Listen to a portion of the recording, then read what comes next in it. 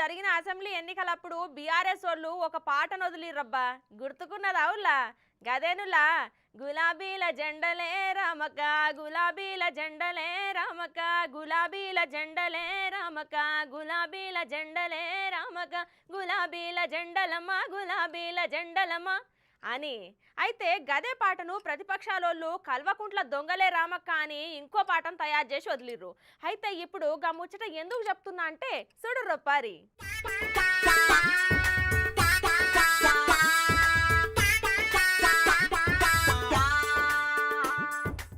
ఇక ఏ ముహూర్తానగా గులాబీ దొంగలు అనే పాట రాశిల్లో గాని ఓడిపోయినప్పటికించి ఎక్కడ మీటింగ్ పెట్టినా గానీ కొంతమంది దొంగ గులాబీ కార్యకర్తలు వాళ్ళ చేతులకు పని చెప్పి నిజంగానే దొంగలు అని నిరూపించుకుంటారు.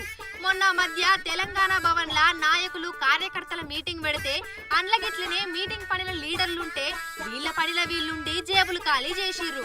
అయితే ఇప్పుడు మాజీ ముఖ్యమంత్రి కేసీఆర్ సారు కనీసం ఏదో వంకన జనాలల్ల తిరిగి కొంచెమైన సింపతి సంపాదించి వచ్చే పార్లమెంటు ఎన్నికలల్లా పరువు దక్కించుకుందామని రైతుల్ని గెలవనీకి కరీంనగర్ పోయిండు కదా. అయితే ఎక్కడ బీఆర్ఎస్ మీటింగ్ పెడితే అక్కడ చేతివాటం చూపెట్టి పండుగ చేసుకుంటున్న దొంగ గులాబీ దొంగలు ఇక్కడ సుత వాలిపోయి జేబులు లూటీ చేసిరటనుల్లా. అయితే కరీంనగర్ జిల్లా రూరల్ మండలం ముగ్దుంపూర్లా ఎండిపోయిన పంటలను కేసీఆర్ పరిశీలిస్తున్న టైంలా బీఆర్ఎస్ నేతలు రైతులతోటి దాదాపు 10 మంది దొంగలు కూడా వచ్చి అందులో కార్యకర్తల లెక్క కలిసిపోయి సందెట్లో సడేమియా అన్నట్టుగా మెల్లగా ఒక్కొక్క బీఆర్ఎస్ నేతను టార్గెట్ చేసుకుంటా వాళ్ళ జేబులకు చిల్లులు పెట్టి ఏకంగా 70,000 దాకా కొట్టేసిల్లట.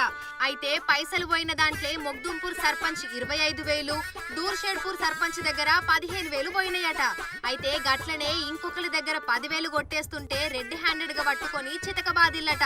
అయితే ఒక 10,000 మాత్రమే దొంగ దగ్గరికి స్వాధీనం చేసుకుని పోలీసులకు అప్పచెప్పిర్రట.